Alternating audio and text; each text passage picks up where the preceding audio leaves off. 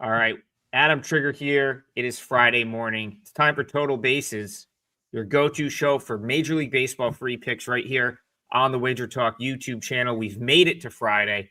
We finally have a respectable slate of games. Not that yesterday. I enjoyed watching the games yesterday. There just wasn't enough of them.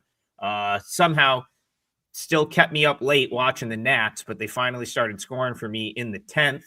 First extra innings win I've had in like a half century. So that was nice. And hopefully we can keep that going today. We bring in Tokyo Brandon. We bring in Bryan Leonard. And no time to mess around today because we got 15 games. We're going to try to get to as many as possible. The feature game is very simple today. It's got to be Yankees-Dodgers, a World Series rematch out west. So this will be perfect. We got Shelf Life, one of the last games on the board. We'll start with Bryan Leonard. 2024 World Series rematch, Yankees-Dodgers. Am I the only one that is kind of surprised about the line in this one? How often do you find that Dodgers as a home underdog, especially with a decent pitcher on the mound, Gosselin? But I wanted to play the Yankees. The first thing I thought of, I said, this is a great time to play the Yankees because the Dodgers don't hit lefties very well. And then I see it open 115, and now it's up to 130 in some places, 132. But I guess I kind of disagree with it. Max Fried's been good as he normally is. He's got a 1.29 ERA, but he's pitching above his head. Expected ERA is 3.35. But as I said, the Dodgers don't hit lefties well. He doesn't let people get on base. He's got a 0.93 whip. He's a ground ball pitcher, so he likely won't get beat by the long ball. Is in the 87th percentile in ground ball rate. And Tony Gonsolin, he comes in with a 4.68 ERA, 4.74 expected, 1.44 whip. He's striking guys out, but I've got major concerns with him. His extension is only in the 9th percentile. The longer he has pitched, now he started off pretty well his first couple times out, which were somewhat surprising since he hasn't played for so long. But as he's going on now, he's looking like a guy that can give up some runs. I wish the Dodgers could hit a little bit better versus lefties. Maybe the way we play this is the Yankees team total over. Let me take a quick look at that. That could be something we could take a look at here. It's in a pretty good hitter's ballpark. I'm looking at 4.5 over to the 125. Means they need to score 5. That's a little high, but yeah, at this point, that's probably what I would have to go with is the over and the over for the Yankees team total in that one. I think it would be my best play so far. This is. I don't think either one of these teams should be too much of a favorite against each other because they're both just elite. Starting pitching, obviously, Yankees have an edge here. Max Fried, one of the best, definitely a top 10 pitcher, maybe even better. And Gosling is, he'll eat innings. He's nothing flashy, nothing particularly good with him. So how do you go? Well, both of these teams can crush the ball at any time. Yankees bullpen's performing better right now, so the Yankees obviously have an edge, but the Dodgers are hitting a little better than the Yankees. But you want to back Judge, you want to back Ohtani, but you don't want to bet against either one. So sides are kind of tough here. One thing I did find here is Max Fried's strikeout prop. I love it. 4.5. I think it's way too low. He faced the Dodgers last season, 6 innings, 7 innings. He struck out 6 and 7 consecutively. In his last 5 starts, he has struck out 7, 8, 5, 8, 6. So I don't think there's any way he's not going to get 5 strikeouts here. As a matter of fact, I project him at 6.38. And in his career against the Dodgers, he averages 6.16 strikeouts per start. So I think Max Fried over 4.5 is a good way to go on this one. It's actually a client play that I did put out before the show. We're just giving it away. I have a 5% play today, by the way, in Major League Baseball. It's a money line that I like a lot. If we get to that game, I'll talk about it. Maybe you'll be able to figure out which one it is. Yeah, just don't tell. We're doing an hour show. We're going to talk about 8 games, so just don't tell them what game it is. That's the way I to go. will not. So I was I was surprised that my raw numbers and data didn't show a bigger edge for the Dodgers here. So I actually can't believe they're an underdog. Like that to me too, Brian. I looked, I said, how are the Dodgers an underdog in this game? Starting Pulled up pitcher. my projections. Pulled it. Well, yeah, but like Gonsolin is pretty solid when fully healthy. Like when he's sort of rocking like full tilt, he's very good. I was surprised the Dodgers were an underdog. And then I kind of looked at my projections and just the raw numbers before I put any thought into it. And the numbers kind of leaned toward Fried and the Yankees. So that was, I guess, put me off just a tiny bit. What I will say is, like, I think you've got to acknowledge, I think this is worth bringing up. The Yankees last 9 games, a Rangers team that is having that didn't have Corey Seager and is having big time issues hitting. Then they went on the road to a historically bad Rockies team, and then on the road to an Angels team that I think we all can still agree is pretty bad team. I know they've sort of managed to stay somewhat competitive, but they're a bad baseball team. Now it's like this is a big step up from what they've played the last 10 games, right? We're talking 2 weeks in terms of like the caliber of opponent they have here on the road in LA. We've talked about it with the Dodgers a lot. I feel like you haven't always gotten their best effort at times this year, but this is a home game against the Yankees. I feel like you get the Dodgers' best effort. And if you get the Dodgers' best effort, I do think there's value on this team as a home underdog. Not sure if there's enough value for me to play it, but I don't know that I want to lay this kind of juice with the Yankees on the road in this spot. So I'll leave it with a lean toward the Dodgers, but a tough game, going to be a great watch. But kind of a tough one to get involved in my opinion. G Hurt in the chat. He's always here. So we got to say, what's up? Welcome in. Appreciate you guys that tune in every day. It's really helping us grow this show, as does the likes and subscribes. So we really appreciate it. And we promise we've got a parlay win in us somewhere. So maybe today is the day. We'll be locking that in throughout the show. I want to talk to you guys about this game, but also just like a couple things in general. I have I'm working on a new column in my spreadsheet. I'm just not quite sure how to quantify this yet, but I think it's very relevant. And it goes off of what sort of G Hurt, he brings up the Rays, and this is a team that I think fits this mold. I'm trying to figure out how to quantify intangibles versus talent. So it's like teams that are much better than at the intangibles than they are like talent on paper. I don't know how to put a number value to it, but the Rays are one of those teams. The Tigers are one of those teams where I feel like I've lost money fading these teams or playing against these teams at times because the talent on paper is one thing, but the intangibles are so much higher. I think that's why the Tigers have the best record in baseball, and I think that's why you see this winning streak with the Rays right now. So with that being said, Brian Leonard, Rays, Astros, do you have any pointers for me on how to quantify that? And how do you see this matchup? Yeah. What's the obvious thing between those two teams? They are very much lefty-righty. They change the lineup every day based on who the starting pitcher is and who comes in the game. And they're not afraid, at least in the Tigers' part, to take away their best hitter, who's the leadoff hitter, when he faces a lefty. Most teams will give him a chance to hit. Sometimes they do, sometimes they don't. But that's the two teams here, and Minnesota is very much the same way. There's a few teams in baseball. Most of the time, it's the lower salaried teams. They don't have the ability to buy the superstar players like in these teams. So they get, I know the Padres did that this year. It hasn't worked out, but they let Soto go, and then they had the situation where they had in the past, and this year they let other people go too. And then they bring in a guy who hits lefties very well, a guy who hits righties very well, plays them in the same position, and those two combined are just as good as the guy who had been there before. And that's what a lot of these teams that have lower payrolls have to do now. So that's something you have to take advantage of in that. In this game, you say we're Tampa Bay, Houston. Is what? Yeah. Yep. Tampa Bay, Houston. Going? Yep.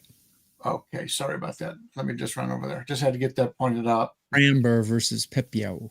Yep. Pepiao, geez. every time I think he's coming around, he falters again, and that's been the concern. He's a very good pitcher. He's a guy I'm looking to back, but this year he has not had it. Walk percent 7.3 is pretty good, and his extension is 78th percentile. But overall, he's getting hit pretty hard. Comes in with a 3.55 ERA, but his expected ERA is a full run higher at 4.5, 1.23 WHIP, a little bit higher from what I want here.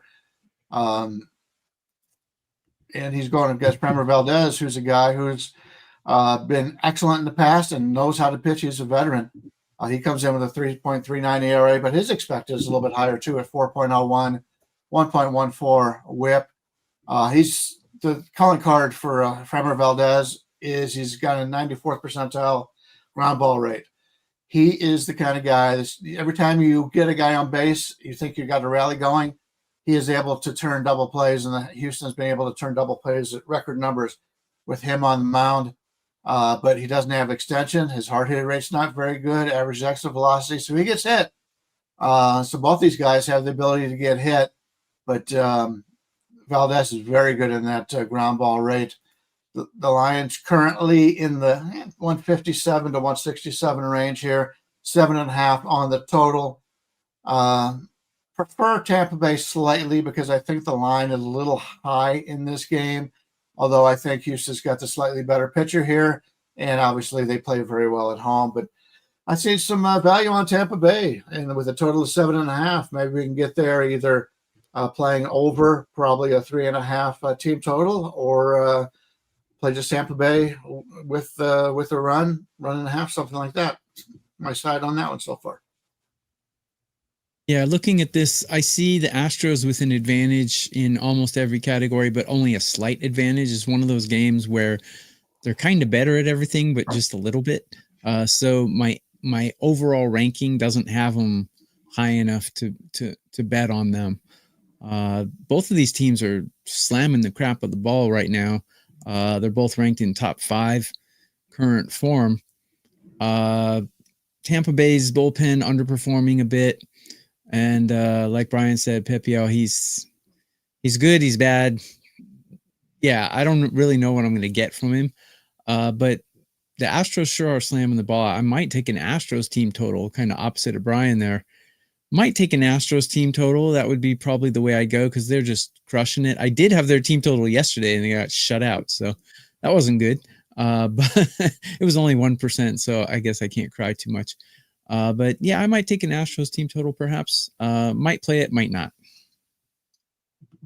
Yeah, I mean, kind of agree with you, TB. I show some, edges for the Astros on paper, but this kind of goes back to what I'm talking about. And I feel like I've made this mistake betting against the Tigers on a couple of occasions, and I'm not going to make the mistake of betting against the Rays because I feel like they just are so much higher in the intangibles department. Just watching Chandler Simpson run the bases, like there's things that they're doing that just don't show up in the raw numbers, I feel like. And so it's raise or pass for me at this point. I unfortunately, I think I missed the opportunity to bet the Rays yesterday. That was probably the spot. So I'll probably stay away here, but you won't see me laying the price they're asking you to lay against the Rays right now. They're clicking, and that's not something I want to play into. All right. David Barker in the chat David Barker in the chat. Don't have the glasses on. Can't read.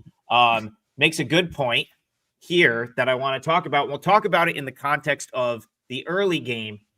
We got to shout the Cubs out as usual for being the only team that feels the need to give us day baseball occasionally on a Friday. We have an afternoon game today. It's Cubs-Reds, but David brings up a really good point. And this is something that I think everyone approaches differently. So I think we should talk about it also in the context of this game because both of these pitchers fit this bill. When pitchers face the same team, especially if recent meetings, so this is a scenario where the last start for both of these pitchers, I believe, was against this team last week when these two teams played. If the pitcher gets lit up the first time around, I tend to think they have him figured out and they will likely light him up again. I have opinions on this, but I want to hear your guys' opinions first. So we'll start with Bryan Leonard, Cubs-Reds. Do you have anything in this game? And talk to David about that sort of dichotomy there. Yeah, what I have found over the years is the pitcher that loses, and I try to put myself in the position of the players also. If I'm the guy and I go in and I just face this team and they beat me up, I've been thinking about that all week long since the last time I faced them. And I said, okay, you got to go back and you got to look and say, well, this pitch didn't work. This pitch did. When the lefties are up, I need to throw this pitch more. So you're going to make adjustments to make yourself better. On the other hand, if I just faced a guy that I just crushed, it's sort of like studying for a test.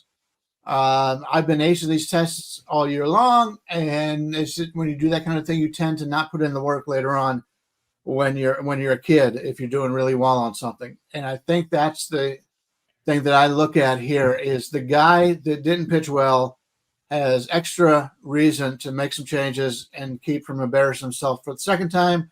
And while the other team thinks, well, this guy, he really shut him down, he's going to be fine and we're in good shape. So I think the opposite of that. Yeah, these guys are human beings, and basically, if you've ever learned to type, or if you've ever learned to do some kind of menial task, obviously you'll do it better the second time around than you do it the first time around. And the batters are not the only guys who get used to a pitcher. The pitcher can get used to batters as well. Trevor Bauer is like a master at this. He actually gets better as the game goes on. It's very rare to see a pitcher who's better the second and third time he sees batters. It's very rare because the batters usually get a hold of his tendencies and know what he can and can't throw. They know if he's pinpointing or if he's off. So generally the batters will win the battle of getting used to part. But there are certain pitchers who are really good at that, like Trevor Bauer is one of them.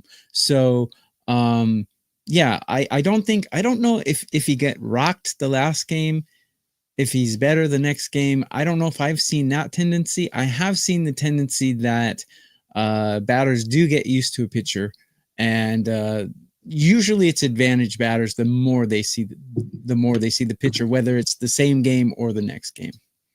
That's what I've observed. Yeah, I mean, it's for me case by case basis, but I think the point that you make with Bauer is kind of the point here. Like Bauer's a very cerebral guy. He's well studied. He's very intelligent when it comes to pitching. And I think like this is something Bryan could probably speak, both of you could speak to as well. But like, there's far less pitchers in today's games. We have a lot of throwers, but we don't have as many pitchers, right? Like back in the day, we used to have a lot of pitchers, and now the art of pitching is gone. And there's a lot of guys that just throw nasty stuff. So if it's a guy that just throws nasty stuff, typically I'm going to think that the hitter is going to be able to figure that out like second or third time through. Maybe the quality of the stuff diminishes because they're relying on such a high spin rate or like some torque that becomes harder to throw. Like I'll throw an example out there. I kind of felt like I felt like this watching Landon Roop recently, where it's like, I'm not saying he's not a good pitcher, but like, that Tigers game is a perfect example where he was wipeout through like 3-4 innings, and then he got himself into trouble. And that happened in a start with him not too long before that as well. I think we have a lot of that in today's game. So to your guys' point, everything's case by case basis. I look like, this is a name that's like not going to jump off the page to anyone, but like Kyle Hendricks is the type of guy where if he can survive that early inning or two, all of a sudden he's still out there in the 6th inning. And you're like, how's this dude still in the game? And it's because, he may throw a pitch that's 75 miles an hour, but he knows when to throw it. And he's one of the few guys, I think, that still really understands how to pitch. Going back to the actual question, I think it's like, if you look at two pitchers, I think if someone just got rocked, you have to say, does this pitcher have it in his skill set to make the adjustments? If the answer is no, they're probably getting rocked again. If the answer is yes, I think they become a little bit more of a play on the next time. Bryan, talk to me a little bit about the matchup now, Cubs-Reds, because I know people are going to want to bet this game. It's the only day game. And talk about now specifically Colin Ray and Abbott, because these two just faced this team like 6 days ago. Okay. Ray is then confirmed because on the site it's not showing anybody. So I think it's Ray. I don't know. I've heard it was going to be Ray too, but I haven't seen anything yet. And just for context, Ray got knocked around in the last meeting. Abbott was really good. 5 2/3, 1 run on 6 hits. Abbott's a pitcher who flummoxed me. He comes in with a 1.77 ERA, 1.16 WHIP, but his expected ERA is 3.59. He's been very lucky. His ground ball percentage is in the second percentile, yet he pitches in the best home run park in baseball, and that's in Cincinnati. His fastball velocity is not very good. He's only in the 16th percentile, but he doesn't get hit hard. His hard hit rate is in the 92nd percentile. His strikeout rate is in the 80th percentile. It's just something about this guy, and I'm not the only one. A lot of guys have talked about it, where you just expect him to get hit, and he doesn't. And I don't know how it's presented to the batters. I don't know if it's something that he just hides the ball a little bit better than everybody else, but it's just something that he does, and it works out very well for him. Colin Wright's another guy that basically is able to get away with games in which he doesn't have as much talent. He comes in with a 3.28 ERA, 1.29 WHIP, expected ERA once again higher, 4.15. He gives up a lot of fly balls also, and his barrel rate is in the 35th percentile. Chase rate, he can't get any chase rates. Can't get anybody to chase out of the strike zone, and that's he's in the 9th% of that. That hurts him. That's one of the reasons why you get hit hard is you're giving everybody shots down the middle, and that's the only ones they're going to swing at. So we've got two teams here, and I prefer Abbott, but the Cubs are such a good hitting team. To me, they could be the best hitting team in the majors from top to bottom. I would think they would make the needed adjustments here on Abbott, and they would be able to get to him. That said, the current lines of what I'm seeing out, I don't know if these are even live right now until they decide on who the pitcher is, but I'm seeing anything from 165 to 175. That's probably a little bit too high for me to get involved. Yeah, Cubs probably are the best lineup right now. Crow Armstrong is hitting better than anyone thought he would. Suzuki's having a better year than he had been. I mean, I think he's like 3rd or 4th in home runs. I mean, these guys are really, really hitting the ball. Their bullpen's performing pretty well too. This is where I see the biggest discrepancy between these two teams is I got the Cubs ranked 9 and I got the Reds ranked 20 in bullpen. It doesn't mean that's what their talent is. It means current form. So, but both teams are slugging the ball really well. So 2 good offenses, 1 bad bullpen. And I agree with you, Ray is pretty much average. He kind of gets his way out of, kind of gets by rather than like dazzling anyone. And I agree also, Abbott on paper, great numbers, but he doesn't really pass the eye test. So yeah, I don't know how to go. I think maybe a Cubs team total over perhaps, but I'm not going to take an over 4.5 against Abbott because I don't know if he's going to come out and just dazzle or if he's going to come out and barf on the mound. I don't know what I'm going to see from him. So, but Cubs team total would probably be the way I'd go if I bet it. Yeah, a couple of people in the chat saying Ray is scratched. I haven't seen that anywhere. I have nothing to go against that. But obviously going to want to keep an eye on what the Cubs do starting pitching wise. There's still a couple sites that tend to be pretty accurate that have him listed. I think I don't know that I'll be involved in this game. I would not be surprised, just to tie it back into the original question. I would not be surprised if a team as hot as the Cubs are offensively, or just as quality as the Cubs are offensively, cannot figure. I think they're going to figure Abbott out at some point. He managed to go 6 innings or 5 2/3. He only had 2 strikeouts. They were putting the ball in play. He's had, his numbers, like TB said, are excellent, but I don't know if he's going to be able to keep that up. So this is one where my gut is saying the Cubs are the type of lineup 1 to 9 that might be able to figure him out. And if they can crack him, as we know, if you've watched Cubs baseball this year, it can come in a hurry. they can, once they figure it out, it's a 6-run inning, 7-run inning. They're like the Tampa Bay Lightning of baseball. Or the Tampa Bay Rays of yesterday. That one got blown up already. Yeah. So interesting game. I'll be curious to see so I guess how I'll approach this. I'm going to wait, see if they make a change in starting pitching. If the starting pitching change is something I like and it gives me a better price on the Cubs, then maybe the Cubs is a better option right there. But yeah, we'll have to see. Good question, though. Good conversation right there. Let me just make one quick comment before you move on, Adam. If the Reds move to a relief pitcher and make this a bullpen game, Katie bar the door. Take the Cubs, take their team total, whatever, because the Reds bullpen is performing like doo-doo right now. So it's not going to be a bullpen game. If they use a relief pitcher, it will be to simply open for Abbott. I did read something that they may do something like that. But yeah, I still think you're going to get Abbott for the majority of this game. All right, let's see. Jabroni in the chat says, who's y'all favorite MLB team? I know Adam can't pick one because for whatever reason, I just don't have one. I grew up in upstate New York. So all of my friends were either Yankees or Mets fans. I didn't like either of those teams growing up because they were too good. The Yankees won every year. It was annoying. I remember rooting for the Arizona Diamondbacks in the World Series with Randy Johnson and Curt Schilling just to be the heel of my friend group, basically. But I also loved that team. And I was like 9 years old when the Mariners were like the wild card team and beat the Yankees in the playoffs. So naturally, I loved Ken Griffey Jr., loved A-Rod, Randy Johnson. That's who I rooted for growing up. We didn't have a team in our backyard. Bryan Leonard's obviously a Cleveland Guardians fan. TB, were you a fan of an MLB team at any point?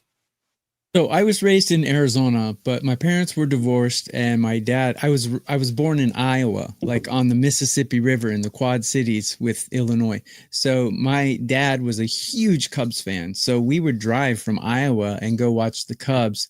It was like a 4-hour drive. So but I actually grew up a Phillies fan because I liked Greg Luzinski. I collected baseball cards and I liked Greg Luzinski and I liked Steve Carlton and I liked their blue uniforms. And they wore those blue uniforms yesterday. It looked really cool. So I was a Phillies fan growing up, but raised in Arizona. So we didn't have the Diamondbacks when I was growing up. So I kind of like the Padres because they were close. Do you wear that out when you go back to Iowa now? Yeah. Tipping cows and stuff. Hey, interesting fact. I went to the Disco Sucks. I was at the Disco Sucks riot at Comiskey Park in 1978. Really? I was at that game. A beer bottle flew over my head. But I was at that game where they burned the field and they canceled the game. You know what game I'm talking about, right, Brian? Yeah. Oh, yeah. Adam probably has no clue, but the Disco Sucks riot at Comiskey Park. Look it up. I was there. It was great. I was 6 years old. But anyway. Duffel says, are you anywhere near Schenectady? I grew up in Schenectady. So I grew up in technically Rotterdam is a suburb of Schenectady. And that's where I lived most of my life until about 3 years ago. Moved out to central New York. My fiance is from Oneida. So I now live about 90 minutes from Schenectady out in central New York. We bought a house in the town she grew up in, which is a great little town. Excellent casino here. Turning Stone Resort and Casino is phenomenal. If you are in the Northeast, I highly recommend checking Turning Stone out at some point. It just gets better and better every year. Back to baseball. Yeah, go ahead. Can I bring something up?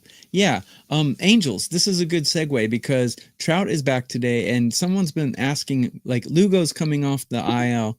So people are asking how do you fade or bet on guys who are coming back after being off for a long time. So we got Lugo today and we got Trout today in that situation. So Angels. This was my segue to Bryan Leonard's favorite team right here. I was all over it.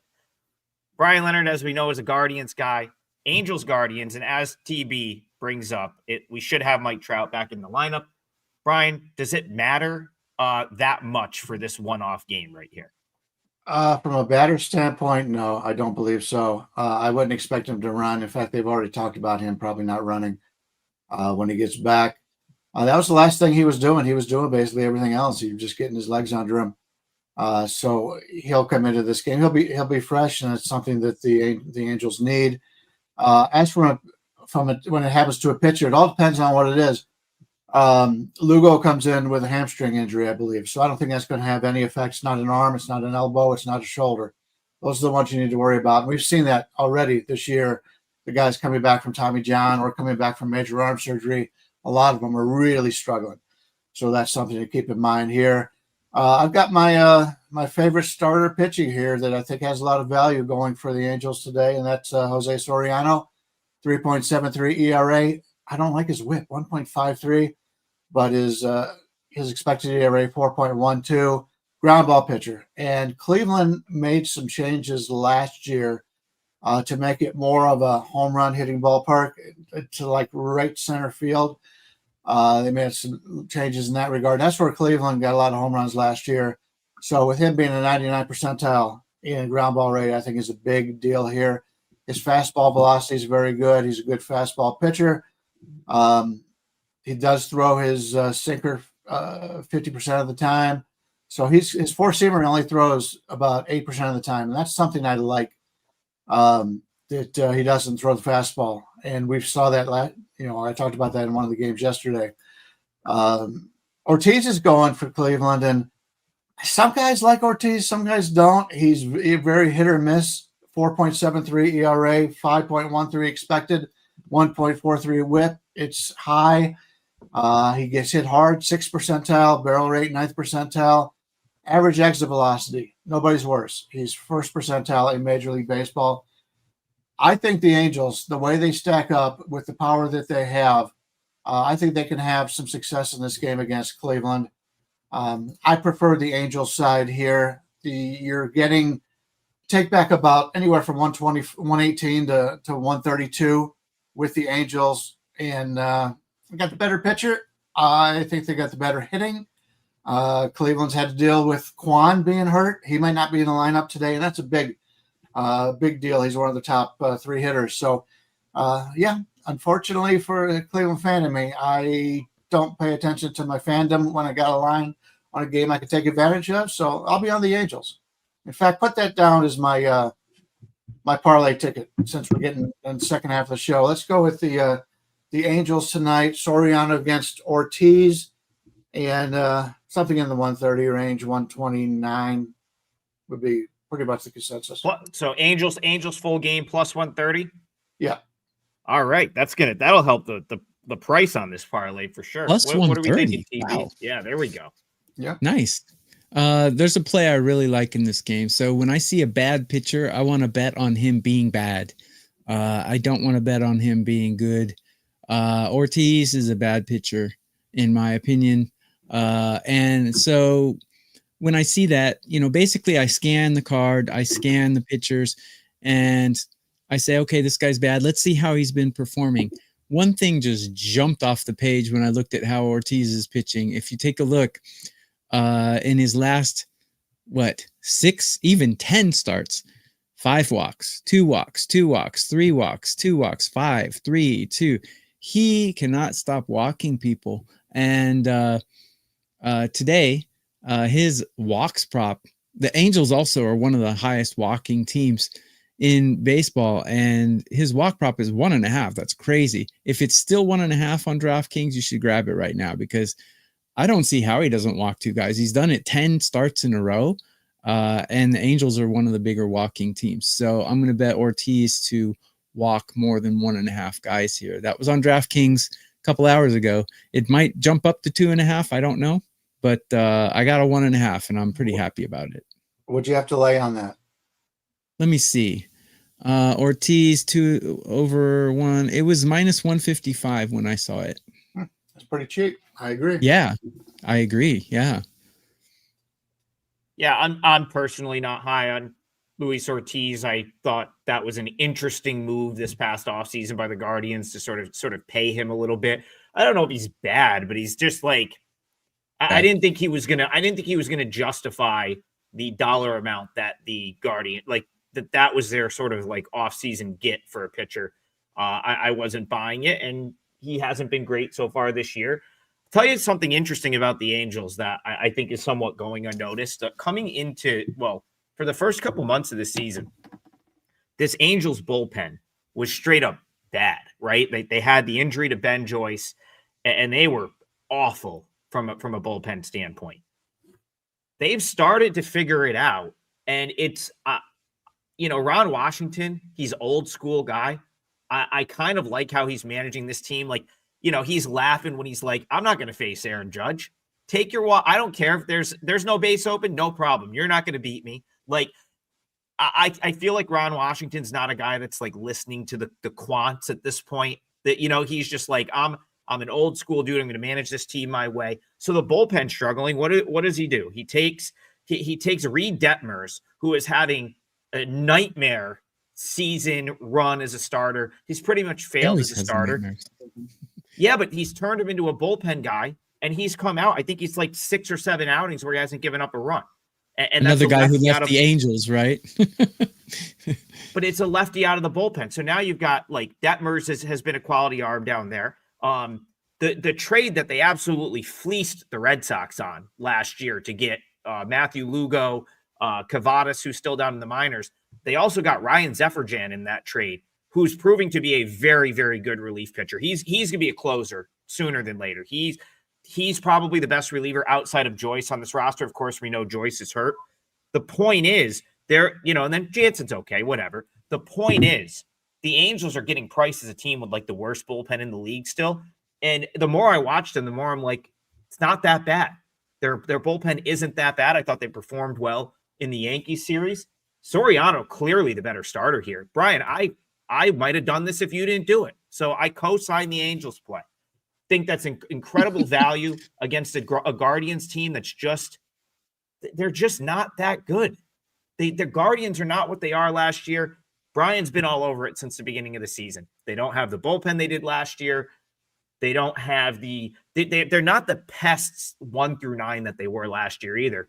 And with Kwan being compromised, it's I'm with you here. I very much like the Angels in this spot. It's a great call. They brought back Thomas a couple days ago because he was good against lefties, and now he's hurt again. He looked awful. I watched him play in Columbus, and aside from taking like this bum pitcher deep twice in a day game, he did nothing. In that his rehab was not impressive. So yeah, who is that? The Lane Thomas. Lane Thomas. Yeah. And yeah, so YBK says the Angels' bats are cold. That's true, but the Yankees threw some pretty quality pitching at them in that series. They've got good bullpen arms. I think this is a step down from what the Angels have faced the last 3 nights against the Yankees. And it goes back to what Bryan has said since the beginning of the year. Guardians bullpen just not striking the fear in people like they did last year. That is absolutely for sure. Let's go back to the chat. I had one and I lost it. I guess we got to bring this one up. A's Blue Jays. What was that? What was that yesterday? I guess my guy was it Lopez that ended up starting. I said, he's had a couple good starts. Well, last night was not a good start. And the A's got absolutely pummeled. Couldn't even get us 2 runs after they were down 11-0.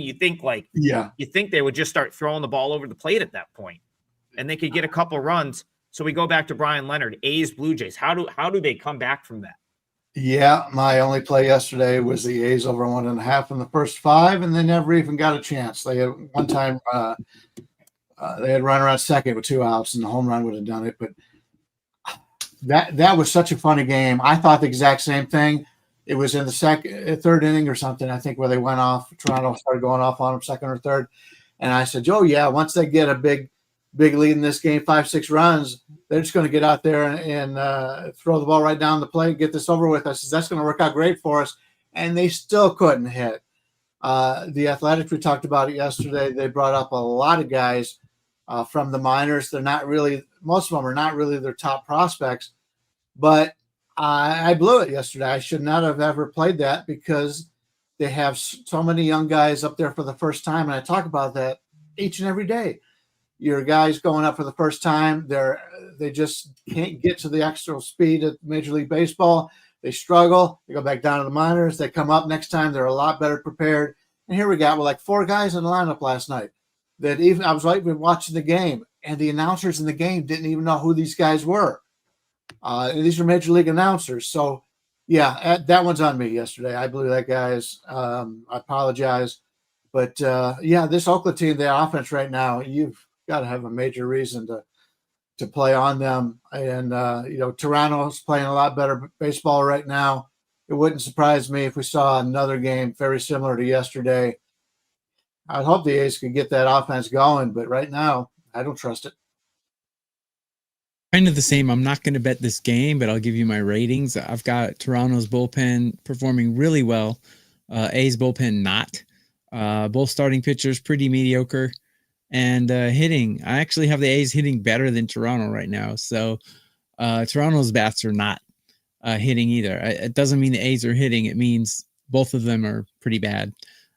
Pretty bad lineups, one good bullpen, and 2 mediocre pitchers. Usually I'd think about an under here, but there's no way I'm going to do that. So nothing on this for me. I don't understand what the A's are doing. Like, I get that they had a bad go of it over the last week or two. They had a really, really good first 6 weeks of the season. Why are they? What is this shakeup? Like, all of a sudden, they just straight up decided, you know what? We're going to take like 4 guys, send them back to Vegas. And we're going to take like these 4 random dudes that aren't even like our top prospects, and we're going to send them to the big league club. Yep. I don't get it. I don't understand it. And they didn't even call it the best one. Colby Thomas is probably the best one down there, and he's still down there. They called up like Avens, like it should. Clark, I think, is the other one that got called up. Like, it doesn't make any sense. Like Bryan said, they've made their team worse. You don't see that very often. They decided, but I guess this is what the A's just kind of do. They like literally just decided that they were not patient enough to let these kids sort of battle it out and figure it out. And they've now made their team worse. So the A's, remember how hyped up I was on the A's, and they were like the team I wanted to play on? I'm going to be far away from this team now. I have no interest in backing this team. I don't understand the roster moves. I don't think it was for the better. So until they sort that back out, your boy's not going to be betting the A's. So let's go to a game. Is cool. Is he holding potatoes or something? That's cool. I can't really tell. It's small on my screen. I got a point. Hey, pour one out for anyone that had the under in Mariners Nats last night, because that is a horrific beat. That was a 2-0 game into the 0-0 game into the 6th, 2-0 game into the 7th, a 2-2 game into extra innings, and the Nats, thank God for me, scored a touchdown in the 10th inning to put the game over. So bad beat for anyone that was on under in Nats Mariners last night. Colin Gregory in the chat wants to know, Nats Diamondbacks over 9 tonight. Jake Irvin, and then someone else in the chat says, Diamondbacks are overrated. Books keep giving them a lot of respect. That's an interesting talking point, because I think there's aspects of them that make them overrated, but I also think they're really good. So interesting game to talk about. Let's go to Bryan Leonard. Colin Gregory specifically wants to know about the total. And what are your kind of thoughts on this Diamondbacks team right now? Are they overvalued or not? They've been very streaky. I'll give them that. I do like this team. I think this is the second best team in that division. And by the end of the year, they'll have a record that puts them in the wild card position. The problem they're having is Ketel Marte's been in and out of the lineup so much. He's the heart and soul of that offense. Lord Gurriel's not having that great of a season. Naylor's been okay. He hasn't done quite as much as what they paid him for. Alec Thomas is another guy that has not done anything, and I was really up on him a couple of years ago. It never came out. Corbin Carroll's been great. No, you can't complain about Carroll at all. And the pitching staff, I think has been having some bad luck. We've been going against. We were seeing Webb has lost his last 2 starts, but he's still put in some good numbers. Merle Kelly, who's been hot as hell lately, is going for him tonight, which is why the line is so high. But to me, this line is too high to bet on Arizona. I can't lay. I thought that's the first thing that popped in my head last night. I said, how can you lay $2 with an Arizona team who's just not playing well right now? You're not going to get rich doing that. Irvin's been one of their most consistent starters for Washington. And as we have seen before, Washington, any given day with the young talent they have, they can put out a great day, or there's other days the variance is going to catch them and they're going to get shut out. If you got a wily pitcher on the mound like a Kelly, it's a guy that could give them trouble, but there's no way I'm playing Arizona in this one. Jabroni in the comments, couldn't agree with you more. Diamondbacks, if they get their bullpen together, they're going to be a top team in Major League Baseball once they get their bullpen together. But at the moment, I find it very difficult to take them full game as well. And Andrew Wielder, glad to have you back. Thank you for watching. Thank you all for watching. Yes. Like I said, the Diamondbacks, if the Diamondbacks are overrated, the Nationals are underrated, in my opinion, because when I put these two teams side by side, they're only separated by about 2 points in my ratings. The Nationals get overlooked a lot. They're not known for anything. They're not known for winning. They don't really have any star players, but I like Abrams, Bell, or Wood. Wood is smashing it right now. Bell is smashing it right. They're a good team. Washington is a good team. They can't be overlooked. Like I said, the Diamondbacks, if they could do anything with their bullpen, I've had their bullpen consistently ranked 24th or lower all season long. And like you guys said in earlier shows, maybe a month ago or so, they're missing some arms. Yeah, when they get their arms out, if they can clean up that bullpen, they'll be a top team. Absolutely. They'll be a contender. But until then, really hard to go with them. I actually kind of like Washington here. I'm not going to bet it, though. I don't like them enough to bet it. But from here on out, don't take Washington lightly. They're a pretty good team. They're pretty talented. Yeah, I thought I would for sure be back on the Nats tonight. This is a team that I'm very, very high on. I'll explain why I'm not, but I want to talk about your point on the bullpen, TB. 100% correct. Diamondbacks are a bullpen away from being like the elite of the elite in this league. Yep. So I don't think they're overrated from like a team standpoint. The problem is AJ Puck hurt, Justin Martinez hurt has ruined that bullpen. I don't see how they get their bullpen together with this group. I think it's going to take a trade. Just trade Jordan Lawler to someone. If you're not going to play him, if he's not going to be at the big league level, you're going to play him once a week. You're good with your team. Trade Jordan Lawler to like the Pirates or something, and grab grab one of their like really good young arms or someplace that has like where you can get like two relievers. I don't know. That's probably the play to like remake this bullpen because they don't have. So that's the thing. They're not just going to figure it out. They don't have the arms without Puck and Martinez to have a good bullpen. So that's the conundrum you're always going to have with this Diamondbacks team is they're really good, but then you're going to have to survive the later innings. So it goes back to the original question, over 9. Yeah, I don't hate that call in this game. That might actually be the best way to look at this game. Why the over and not the Nats? Well, the Nationals, so against right-handed pitching right now, the Nationals should be an auto bet. They basically have a lineup where they can go 1 to 9 left-handed batters. Either switch hitters or left-handed batters. Last night against Emerson Hancock, every guy was left-handed. Didn't hit the ball as well off him, but go back to the night before, George Kirby against a righty, 1 through 9 was lefties. They crushed him. They've called up these younger guys like Dalen Lyle, who's going to be a star in my opinion. James Wood, you already mentioned Tokyo Brandon, just knocking the cover off the ball. Even Josh Bell came around and put a charge into one in that game last night. They've done what they've done this year. Guys hitting like 140. What happens if Josh Bell like actually hits to even being like a sliver of what he's capable of? So very underrated. Yeah, he's starting to hit. Great 2 games in a row for him. Yeah. Starting to hit finally. Yeah. I think coming into the Washington is a good team. They're a good team. 100%. They have a lot of young talent. They've got some starting pitching. Now, Irvin's very, very good. He's their best pitcher. The only concern here for me is the Nats. They don't have a very deep bullpen. They have used some bullpen arms the last couple of days.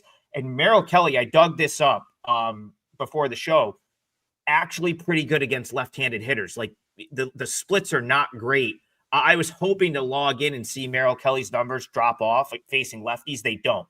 Actually, I believe the left-handed hitters have a lower batting average against him than right-handed hitters do. So that was my concern for this one. But I guess my lean here would be the over. If it was a better setup, I would have been all over Nats plus 1.5. But I got my Nationals money last night. So go ahead, Brian. I just want to. Craig Ike in the forum talked about we were talking about when the pitchers face the same team again. He says Mike Lee did a study in the 70s about that very thing. And if a pitcher is facing the same team and took a loss next time out, the pitcher won 67.7% of the time, 2 out of 3 times.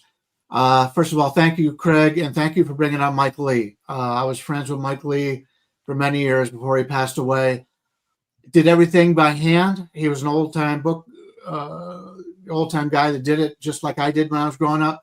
And the guy had I used to do radio shows with him, and they would ask him for his reason on a play. And he said, because I made the line 4 and the line's 2. He goes, that's just what I do. And so he couldn't explain what it was, but his number would be off, and that's how he would bet it. And he had a really nice career. And we all miss Mike. Guys got some really, really good chat questions today that are just not like, hey, this game. I lost this because, again, you guys are doing such a good job filling up the chat. We've greatly appreciated that. Yes. Like, if I don't click on one right away, it kind of gets buried. But the question, and I'll find it, the question is to the tune of, like, how do you guys handicap teams after a doubleheader?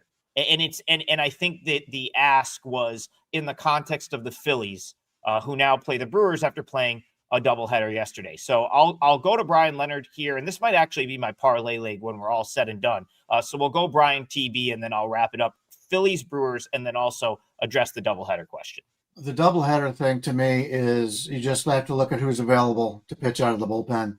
That's the most important thing. I don't have a problem with certain guys coming in, and if they pitch 40 pitches yesterday, you know they're not going to be there. They're gone. A lot of times they will send that back. If it's a young guy, they'll send them back down to the minors, bring up a fresh arm. To me, that is how you handicap the second game of a doubleheader. We talked about that yesterday. But the day after that, see who was used, see if the key players were used. It doesn't make a whole lot of difference in that one because the team split. But Philadelphia wins the first game and they play their better relievers. And if they come in and win the second game, then that would be a team I may look to fade coming today because they used all the best players yesterday. What was again the Brewers game you say? Yeah, Phillies Brewers. So Phillies coming off the doubleheader yesterday. Okay. Let somebody else do that one. It's Go ahead, TB. Pick up where he left off. Phillies Brewers. Sure. I've never heard of a guy named DL before. Yeah. Must be like Darren Lewis or something like that. But it's anyway. Yeah. I don't DL know Hall. Yeah. Yep. Never heard of anyone. I thought it was DJ at first, but it's DL. Okay. Never heard of him. Don't know much about him. But I looked at his history and he used to pitch for the Orioles apparently. He can't be very good if we've never heard of him and he has a whip at 170. So he doesn't probably probably just the opener for Quinn Priester. So Priester would be the guy that you're probably handicapping here, not so much Hall, who's probably just out there for an inning to face the sure. And Priester's a good pitcher too, by the way. Numbers are good. Don't know how long he'll last. Taijuan Walker is a guy who I always want to fade. I don't like him at all. You guys can disagree with me if you like, but I've watched him. He doesn't pass my eye test, and I don't like him at all. I like to fade him, but man, the Phillies are hitting pretty well right now. Don't really trust their bullpen. They do have talent, but not performing. This is a sticky one. If anything, might go with Milwaukee here. Milwaukee actually has more advantages in this game than the Phillies do, according to my numbers, but not confident enough to play it. Yeah, the Phillies coming off that big series with Atlanta. I think they're going to have a little bit of a letdown here. DL Hall was their first-round draft pick, number 21 overall in the 2017 draft. He's a lefty, and he's nasty. He's been one of their best pitching prospects for years, and he just doesn't get much time in the major leagues. He started 7 games last year, 5.02 ERA, 1.6 whip, terrible whip, 4.46 on the expected ERA. This year, he's only pitched 1 game. There's 2.1 innings, 3.86 ERA, expected 5.61, 1.71 whip. So here's a guy who will put people on bases, a lot of strikeouts against a lot of walks with DL Hall there, but they want to get him up there, and he's not stretched out enough to go the full 5 as was mentioned. Priester will come in and back him up. And that's what you're going to get out of Milwaukee. Like I like to do is when they come in and they start a lefty and he's only going to pitch a little while, a lot of those guys will be pitch hit for as the game goes on. Philadelphia doesn't do a lot of that for the most part. Usually the guys at the end of the center fielder and some of the other guys maybe at the end of the batting order, but they don't do a whole lot of platooning. We'll see how it goes, but their backup guys are pretty good too. So nothing on this for me, but just want to let you know a little bit about DL Hall. So Markinza wants to know why the opener strategy. I'll explain this. So basically the numbers people, again, that have I'm not going to say they've ruined baseball. They haven't ruined it, but like the numbers folks got in the ears of these managers and said, hey, your starter only goes, remember, starting pitchers used to actually like pitch the whole game if they could, or most of the game. Now your typical starter, a lot of these guys, 4, 5, 6, 5 innings is pretty standard. So the reason teams will use an opener is they'll look at the opposing team's lineup and they'll say, if this guy's only going to go 5 innings, why not let him go innings 2 through 7 or 2 through 6 as opposed to innings 1 through 5? If we like the way a lefty matches up with the top of the Phillies order, we're going to use an opener because that way we get the matchups we know we're getting a good left on left matchup instead of hoping that the game situation dictates it later in the game.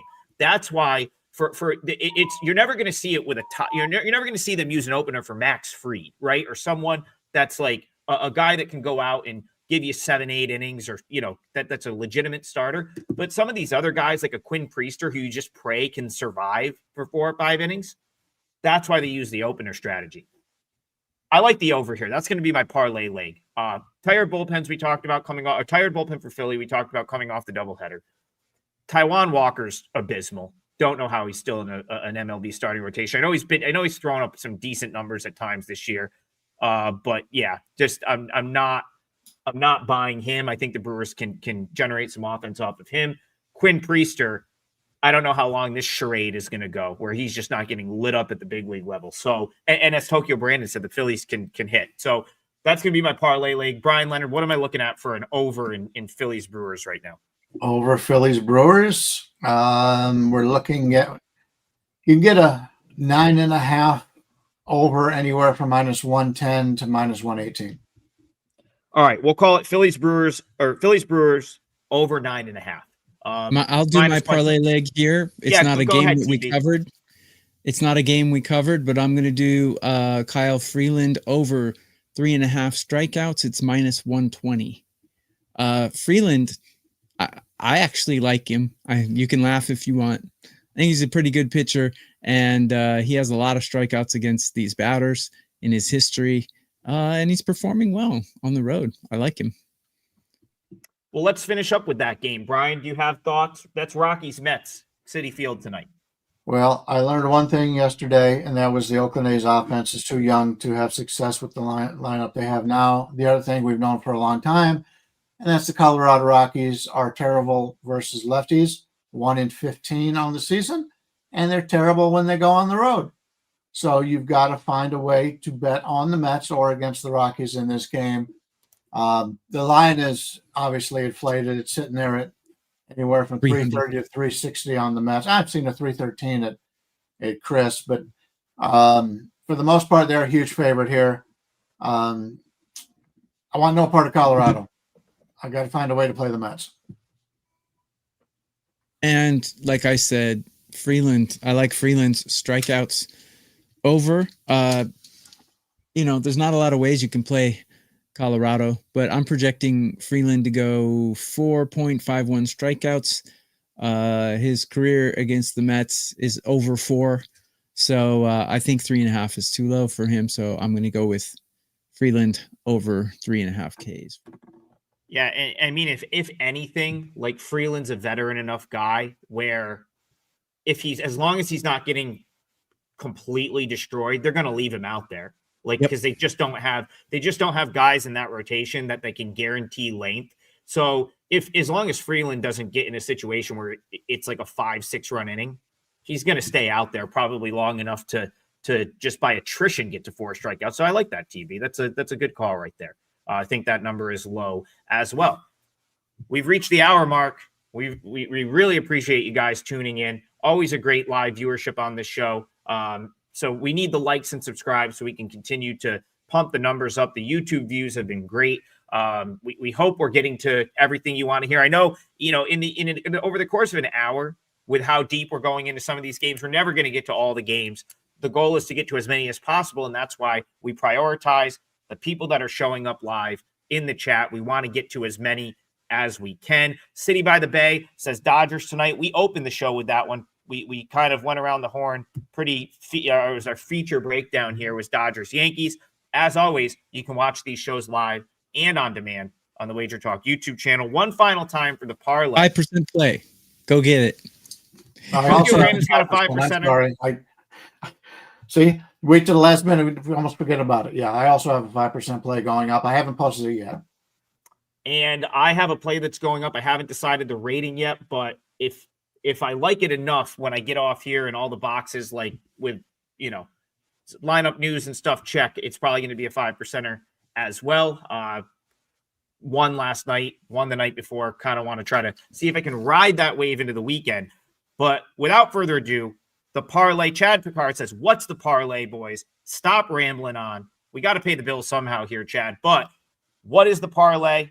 It's plus 705. So Bryan Leonard is juicing up the odds on this parlay with Angels money line, which is the first leg of the parlay. Angels money line full game.